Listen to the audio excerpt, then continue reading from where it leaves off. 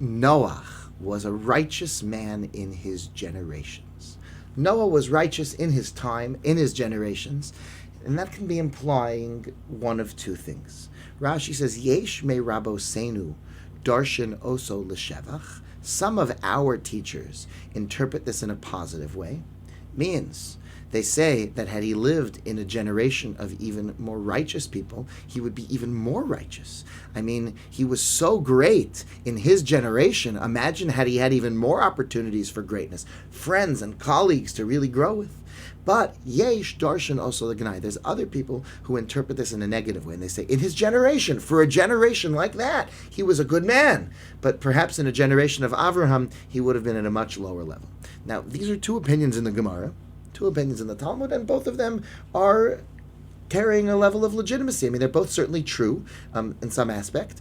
And it's interesting, though, points out Rabbi Yonasan of Solish and others, when Rashi speaks of the opinions that see Noach as positive in the most glowing light, that he'd have been great even in other generations, he calls them Rabosenu. He says, Yesh me Rabosenu. Some of our teachers interpret this positively, and some people interpret this negatively.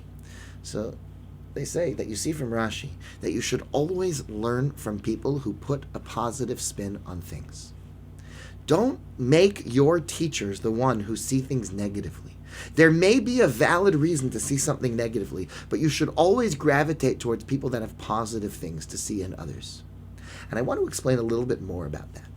Why is it so important to see the positive in other people? You see, every single person has some sort of thing that you and I could learn from. And when you see one person who has a big heart and another person who has dedication, you could learn to have a big heart and to be dedicated, but you could also get out of that. And here's how you can get out of the responsibility of seeing other people and forcing yourself to a higher standard. If you can find some way to undermine that person, so you say, yes, they have a big heart, but you know what? They really only do it so other people should respect them. Or you might say, yes, that person is extremely proficient in this or that area. They're very, very generous. They're very kind. They're very dedicated. But you know what? They're dedicating themselves to the wrong thing. They don't understand that that's not really the right way. They might look at a group of people who don't worship exactly as they do. So say, these people that are Chabad, or these people that are Hasidic, or these people that are like that, here's the things that I disagree with. What's often happening is we're forgetting that what we're really supposed to be doing is learning from the incredible commitment of those people.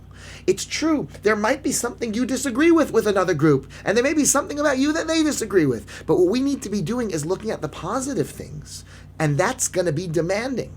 And because we want to get out of them, we say, nah, I don't need to learn from the fact that this group of Jews goes out to the edges of the earth to try to help other people. Because you know what? I don't agree with the exact way that they speak about their leader. And therefore, because I don't agree with that or this, so then I can dismiss the tremendous obligation that it really makes upon me that they would leave behind their family and their friends and go to the edges of the earth to help another person. There may even be a valid criticism about another group or another person. But by focusing on that, we're always taking the easy route out.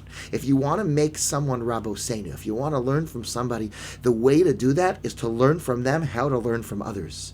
When you see somebody discussed, when you see somebody in the world, you need to see the positive things, and then you need to say, why not me? The great Rabbi Meir Kahana, who spent a lot of time trying to address the challenges between the Jewish people and the Arab world, discovered as a young man that 5 times a day the Arabs pray, and they get up very, very early in the morning in order to pray to God. And he said, listen, if they can get up that early to pray, then I should never sleep later than that the rest of my life. And they say that from then on he always woke up at the earliest hours of the morning in order to be productive, to study Torah, to teach, to write, whatever he was doing. That's a very important thing. When you see other people, you could say, but they're praying to the wrong thing anyway, but we consider that person to be wrong ideologically, or maybe you see someone as an extremist. There's all kinds of ways that we can get out of our obligation to truly live up to higher standards. But that's not right. We need to look at other people positively, and then we will be held to higher standards ourselves, because after all, if they can do it, maybe we can too.